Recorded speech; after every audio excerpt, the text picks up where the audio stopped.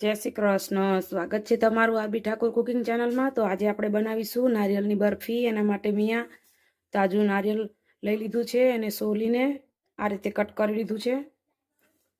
તો ચાલો હવે આપણે આને મિક્સરમાં પીસવાનું છે। એના માટે મિયા ચટણી પીસવાનું જે જાર આવે એ લીધું છે નાનું, મોટા જારમાં નહીં પીસાય, આ સરખું નહીં પીસાય એટલા માટે, અને થોડું થોડું નાખીને આપણે પીસવાનું છે આ રીતે।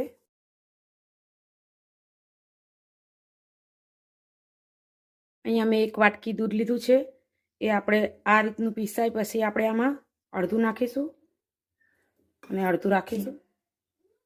હવે આપણે આને ફરીથી પીસીશું। આપણે એકદમ ઝીણું પીસવાનું છે।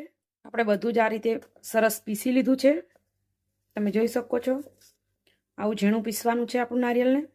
અને અહીંયા વજનમાં જોઈએ તો અમારે 200 ગ્રામ જેવું નારિયેળ હતું। અને અહીંયા મેં 1 વાટકી ચણાનો લોટ લીધો છે। હવે આપણે આ ચણાના લોટને શેકવાનો છે। અહીંયા મેં કડાઈમાં 2 મોટી ચમચી જેવું તેલ લઈ લીધું છે। હવે આપણે લોટને શેકીશું। જો તમારે તેલની જગ્યાએ ઘી નાખવું હોય તો તમે ઘી નાખી શકો છો। આપણે ચણાનો લોટ નાખી દીધો છે। હવે ચણાના લોટને આપણે ધીમા તાપે શેકવાનો છે। ગેસની ફ્લેમ વધારવાની નથી, સાવ ધીમા તાપે આપણે લોટને શેકવાનો છે।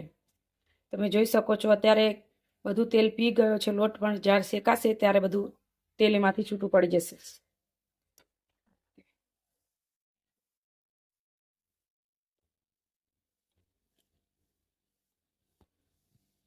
તમે ઘીમાં પણ બનાવી શકો છો। ઘીમાં બનાવો તો આ બરફીનો સ્વાદ 3 ગણો વધી જશે, પણ હું અહીંયા તેલમાં બનાવું છું।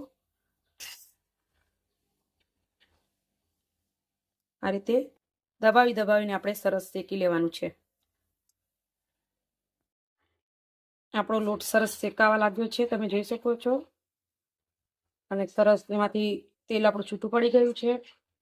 અને મેં આમાં બીજી 1 ચમચી જેવું તેલ નાખ્યું હતું, તમે જોઈ શકો છો। અને સરસ સુગંધ પણ આવવા લાગી છે। હજી આપણે થોડીક વાર માટે શેકીશું। આ રીતે તાવી તો અંદર ફેરવતું જવાનું, નહીંતર નીચે દાઝી જાય। એકદમ હલકો થઈ ગયો છે આપણો બેસન, તમે જોઈ શકો છો આ રીતે। ને આ ધીમા ગેસ ઉપર જ આપણે શેકવાનું છે, ગેસની ફ્લેમ વધારવાની નથી।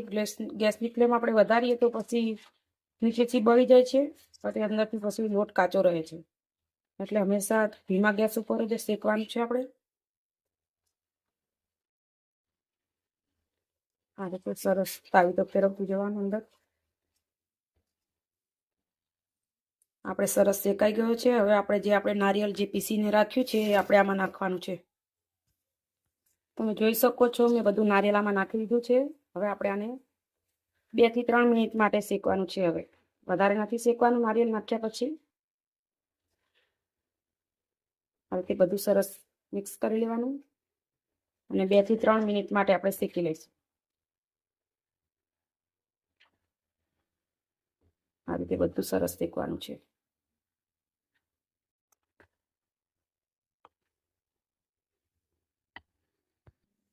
આપણે આને 2 મિનિટ માટે શેકી લીધું છે, તમે જોઈ શકો છો સરસ શેકાઈ ગયું છે। કડાઈ છોડી દીધી છે, તમે જોઈ શકો છો। હવે આપણે ગેસ બંધ કરી દેવાનો છે અને આને હેઠું ઉતારી લઈશું, ઠંડુ કરી લઈશું। હવે આપણે એક તપેલીમાં 1.5 વાટકી ખાંડ નાખીશું। જો તમને ગળ્યું ભાવતું હોય તો તમે 2 વાટકી ખાંડ પણ નાખી શકો છો, પણ હું મીડિયમ ગળ્યું રાખું છું, બહુ ગળ્યું નથી કરવાની। અને હવે આપણે એમાં